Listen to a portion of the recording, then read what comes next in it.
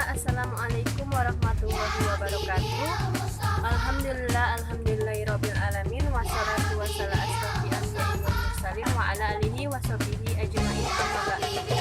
Pertama-tama perkenalkan, nama saya Sasa Bella Eviana. Saya dari kelas PGRI 02 angkatan 2019 dari Fakultas Ilmu Tarbiyah dan Keguruan UIN Radipatra Palembang. Baiklah, di sini saya akan memaparkan materi mengenai urgensi ibadah dalam Islam. Video materi ini saya buat untuk memenuhi tugas dari mata kuliah Pendidikan Agama Islam, yang dimana dosen pembimbingnya adalah Pak Miftahul Husni MPDI. Baiklah, langsung saja kita ke materinya. Seperti yang kita tahu, ibadah ialah taat, tunduk, menurut, dan mengikuti, dan juga berdoa. Kata ibadah berasal dari kata abada ya'budu ibadatan, yang berasal dari bahasa Arab, yang berarti beribadah dan menyembah kepada Sang Khalik, yaitu kepada Allah Subhanahu wa Ta'ala. Ibadah secara umum diartikan sebagai menyembah kepada Allah atau tunduk kepada Allah Subhanahu wa Ta'ala dan mengikuti segala perintah dan larangannya. Ibadah menurut pengertian ulama fikih, ibadah adalah semua bentuk pekerjaan yang bertujuan memperoleh keridhaan Allah Subhanahu wa Ta'ala dan mendapatkan pahala darinya di akhirat. Ibadat atau ejaan aslinya itu ibadat, yang berarti memuja, menyembah, berhikmat, dan mengabdi. Orang yang melaksanakan ibadah disebut dengan abid, sedangkan dipuja, disembah disebut dengan ma'bud. Kata benda dari abada dan abdun berarti budak atau khodam. Dengan demikian, ibadat berarti pemujaan, penyembahan, kehikmatan, dan pengabdian kepada Allah Subhanahu wa Ta'ala. Wujud dari peribadahan atau penyembahan kepada Allah dapat dilakukan dengan melaksanakan sholat. Sholat ada 5 waktu yang wajibnya, yaitu sholat zuhur, sholat asar, sholat maghrib, sholat isya, dan sholat subuh. Selanjutnya, wujud dari penyembahan kepada Allah dapat dilakukan dengan puasa, zakat, dan pelaksanaan ibadah-ibadah yang wajib yang sudah diperintahkan oleh Allah Subhanahu wa Ta'ala. Adapun dalil yang menyebutkan mengenai ibadah, yaitu terdapat di dalam surat Al-Zariyat ayat ke-56, yang di dalam ayatnya berbunyi, wa ma khalaqtul jinna wal insa illa liya'budun, yang artinya, aku tidak menciptakan jin dan manusia kecuali untuk menyembahku.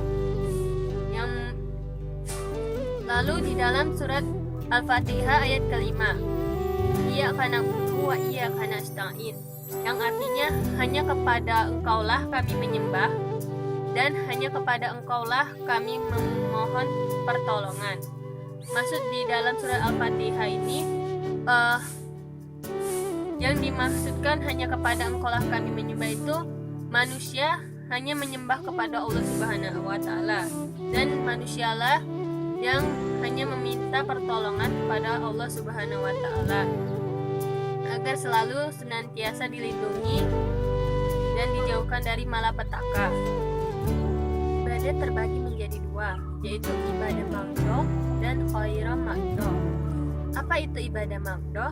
Ibadah maqdoh adalah ibadah yang sudah ditentukan cara mengerjakannya dan kapan harus mengerjakannya.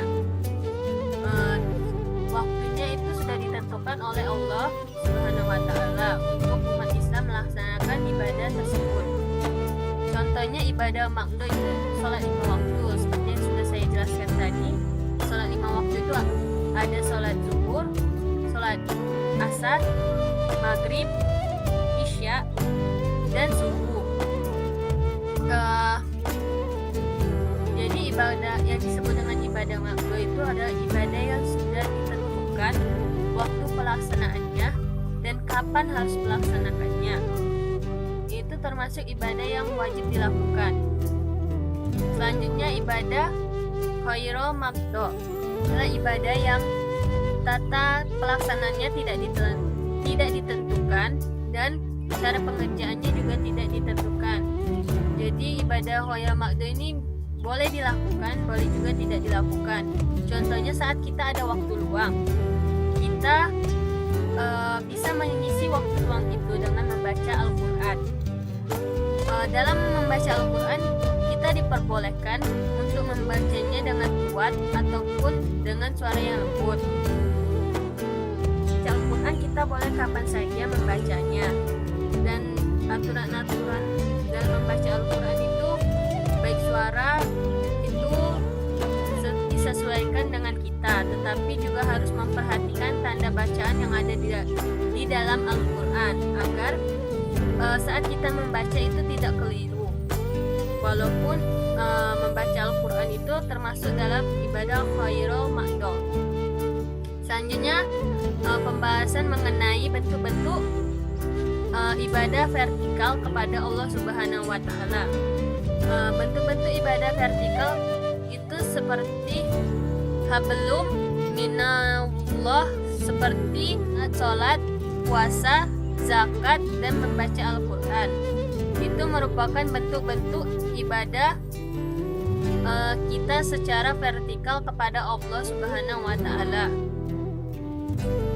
Ibadah secara horizontal yaitu ibadah yang itu hablum minan nas. Ibadah secara horizontal ini seperti saat kita menerima tamu, kita menyambutnya dengan baik dan dengan sopan. Lalu saat kita bertemu dengan orang, kita bertegur sapa, menyapanya dengan baik dan ramah. Itu merupakan ibadah secara horizontal. Selanjutnya adalah ibadah yang diterima oleh Allah Subhanahu wa Ta'ala. Ibadah yang diterima oleh Allah Subhanahu wa Ta'ala ialah ibadah yang dilaksanakan itu secara niat lahir dan batinnya ikhlas karena Allah Subhanahu wa Ta'ala. Jadi seseorang yang melaksanakan ibadah karena Allah itu insya Allah ibadahnya bisa diterima oleh Allah Subhanahu wa Ta'ala. Ada 3 syarat penentu dalam diterimanya ibadah kepada Allah. Yang pertama, iman seseorang. Yang kedua, ikhlas. Dan yang ketiga, ittiba. Iman secara bahasa Arab, iman diartikan dengan tasydid, tashhik, atau membenarkan atau meyakini sesuatu. Tumanina yaitu ketentraman, dan ikrar, pengakuan. Jadi ketiga hal ini merupakan makna iman yang paling tepat. Dengan demikian, iman diartikan sebagai keyakinan yang disertai pengakuan dan ketundukan terhadap segala sesuatu yang dibawa oleh seseorang dalam meyakini sesuatu hal. Ikhlas secara etimologi, ikhlas artinya memurnikan, dan secara terminologi, ikhlas itu memurnikan niat dalam menjalankan ibadah karena semata-mata bukan hanya untuk mengharapkan sesuatu dari Allah, tetapi juga mengharapkan ridhonya.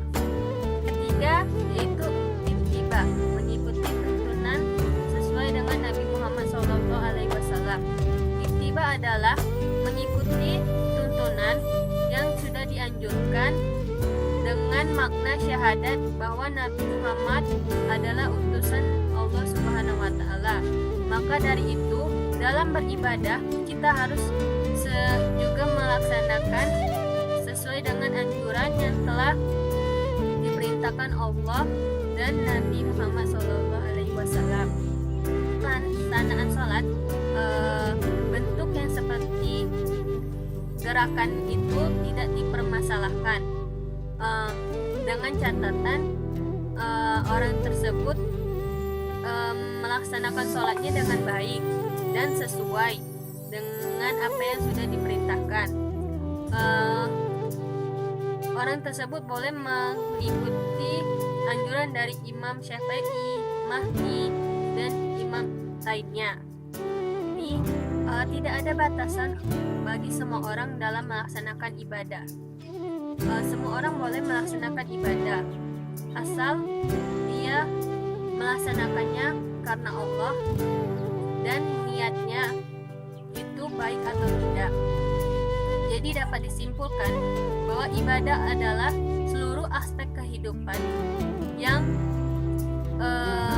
melaksanakan segala anjuran dari Allah Subhanahu wa taala dalam melaksanakan ibadahnya, baik itu melalui niatnya, keriduannya dan sebagainya. Demikianlah video mengenai urgensi ibadah ini saya buat.